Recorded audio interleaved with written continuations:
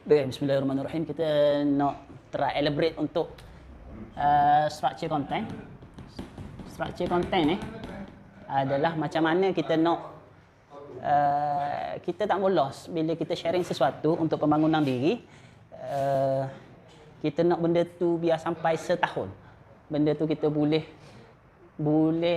jadi beri manfaat kepada orang lain tentang apa yang kita nak beri, tentang value. Sebab kita ni bernilai, benda yang aku belajar, kita akan jadi bernilai sebanyak mana yang kita beri kepada orang. Sebanyak mana yang kita beri ke orang, benda tu menjadi berbalik kepada kita nilai itu. Faham tak maksud ni? Kita akan bernilai dengan apa value yang kita beri ke orang. Faham tak? Contohnya, kita beri nilai tentang fitness. Orang akan tengok kita ada value tentang fitness. Contohnya, kita beri nilai tentang perniagaan. Kita cover orang dari sudut, contohnya tentang agent. Contohnya dari sudut macam mana nak bermula perniagaan. Contohnya bagaimana nak buat, contoh-contohlah orang kata nak belajar forex. Kita tunjuk step by step for newbie. Dan seterusnya benda yang kita nak. Okey, kita perlu describekan at least tiga kriteria yang kita nak ketengahkan tentang diri kita. Contohnya yang kita nak ketengahkan tentang diri kita, yang pertama adalah fitness. Yang kedua contohnya adalah tentang kita suka makan. Makan, tapi kita pergi kepada fitness, makan yang berkhasiat. Biar related. Yang ketiga adalah tentang kita suka jalan-jalan. Jalan-jalan outdoor, tapi kadang-kadang kita fitness dekat outdoor. Yang keempat, kita adalah tentang perniagaan. Okey. Lepas tu yang kelima adalah tentang family. Family yang ni nak menunjukkan kita ni hidup. Hidup maksudnya kita taklah bosan sangat dan kita adalah seperti human biasa. Bukannya strict macam terlalu fokus kepada bisnes. Kita nak lifestyle kita. Okey. Bila fitness, kita nak elaborate benda ni, ada lima elemen ni. Ada orang dia buat tentang tapi untuk perekat permulaan, kita combine je benda ni. Okey, tentang fitness. Okey, tentang fitness kita boleh buat tentang gym. Aduh, tapi tak apa, faham je lah ya. Okey, gym. Yang kedua, home workout. Aduh. Yang ketiga, gym. Home workout. Yang ketiga, supplement. Okey, ni kategori yang kedua. Tadi yang pertama kita decide menapa yang kita nak. Ni kerangka utama. Kerangka utama adalah 5 benda. Yang kedua, kita elaborate menapa yang kita nak terangkan tentang gym, tentang benda yang kita nak kegiatan harian kita. Okey, ni tentang fitness, tentang makanan. Okey, tentang makanan berkhasiat untuk cut dia punya fat. Makanan khas untuk orang yang nak naikkan berat badan. Untuk family, tentang anak, tentang kita pergi jalan-jalan sini, tentang kita happy, nasihat family, tentang perniagaan. Ni paling banyak kok. Kalau kategori mung lah. Ni tentang newbie business. Ni tentang cara buat duit tanpa modal. Cara tarik dropship. Cara buat duit RM100 sehari. Okay, jalan-jalan. Nasi dagang paling best di dunia. Okey, dia tajuk sangat mainkan peranan penting untuk orang treat benda tu. Okey, tu nombor 2, tu lapisan yang kedua. Lapisan pertama, benda yang kita nak terangkan tentang kehidupan kita. Yang kedua, kita senaraikan sebanyak mungkin. Yang ketiga adalah daripada gym pula kita buat lagi dia punya pokok. Ni pokok kecil daripada gym. Contohnya leg day, chest day, shoulder, lepas tu leg day, bicep, tricep. Lepas tu home workout dengan dumbbell, dengan pumping, cara yang betul dengan pumping. Lepas tu apa lagi? Maknanya kita akan pilih salah satu ke kan? Ataupun Kita nak belaka. Cuma kita elaborate daripada bila elaborate benda ni. Contohnya mu nak post 2 hari sekali. Peringkat awal mu nak buat tiap-tiap hari pun okey, selama sebulan. Tapi mu punya keyword adalah yang pertama adalah 100 video yang bermanfaat. Bermanfaat maksudnya banyak orangnya okey. Cara paling best buat otot. Buat otot dengan cepat. Contoh ya. Dengan cepat. Lepas tu cara banyakkan dengan cara. Mungkin dengan cara. Kalau jalan-jalan tempat paling best di Terengganu.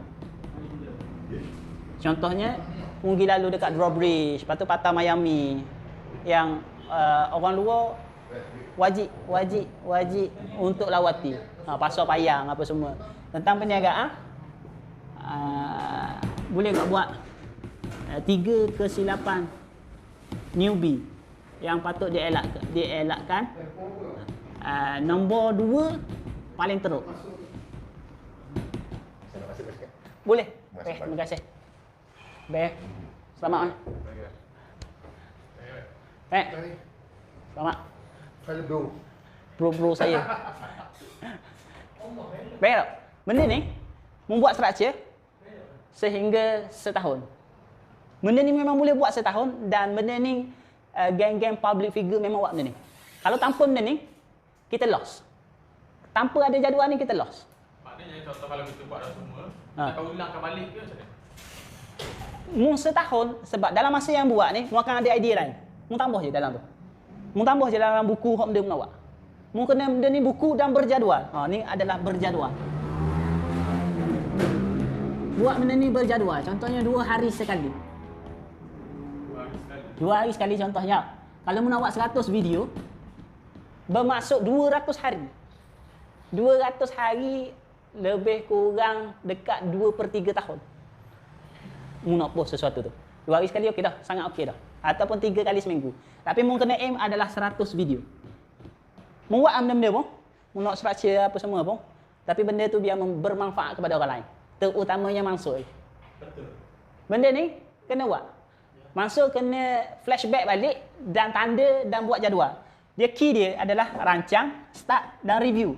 Benda ni sepatutnya kena tambah baikkan, improve, lepas tu mungkin balik. Rancang, start, review, improve. Rancang, start, review, improve. Ni key dia adalah rancang, start, review, improve. Lalu rancang saja, kalau dengar saja video ni, tapi dok buat, dok start, dok review, dok improve benda yang dibuat, benda tu akan jadi sia-sia. Mel, aku tak faham benda yang nak buat. Cuma mu yang lebih faham, tapi tanpa mu tulis apa semua ni, dia tak akan jadi. Sebab benda ni, bila mu beri value tu datang balik ke mu.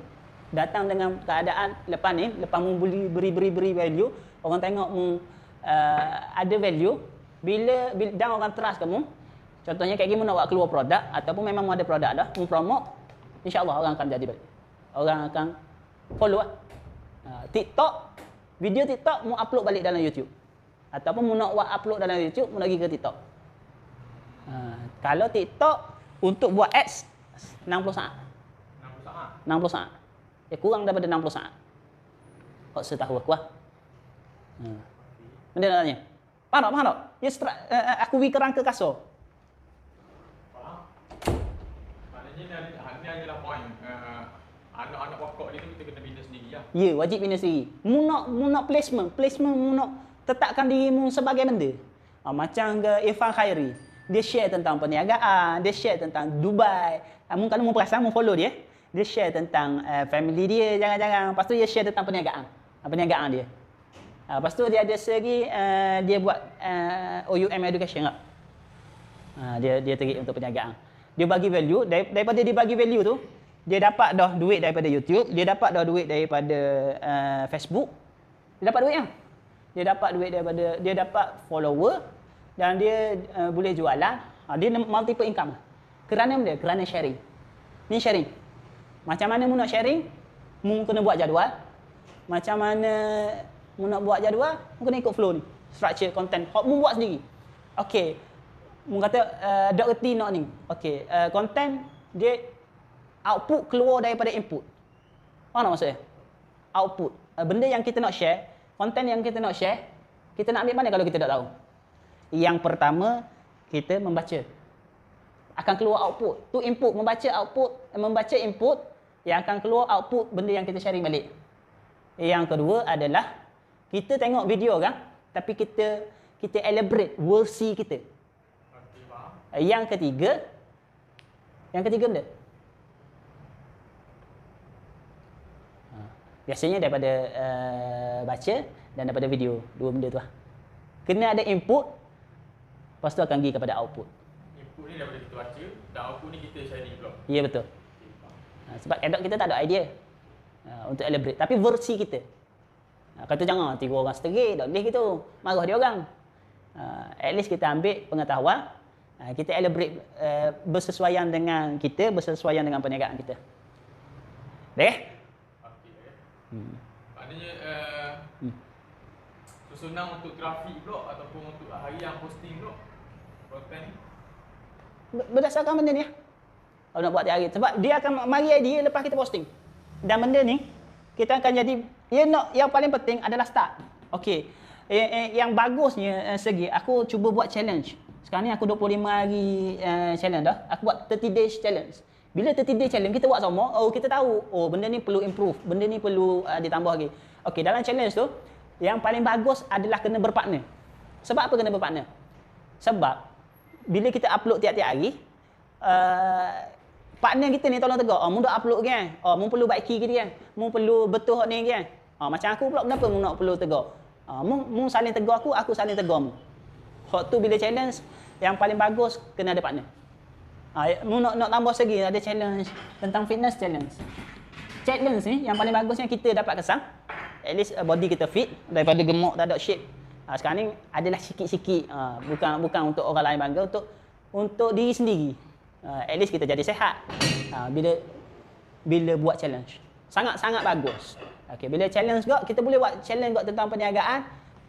Kita challenge korang ataupun bagi free gift, bagi apa-apa, at least perkenalkan brand kita. Dia akan ada penambahan kontes. Sini membuat kontes. Membagi hadiah apa semua ni. Brand akan dikenal. Yang penting adalah buat structure, buat jadual, bila nak post, kacang dia dah. Buat benda tu, lepas tu start. Bila upload, sama ada kat YouTube dan TikTok, aku rasa dua ni yang paling powerful gila sekarang. Lepas tu review, lepas tu nak improve, kacang balik. Benda yang telah di-improve, start balik. Dia akan berulang. Benda tu setahun. Bila setahun pun tengok benda tu. Sangat powerful gila. Dan aku baru nak start.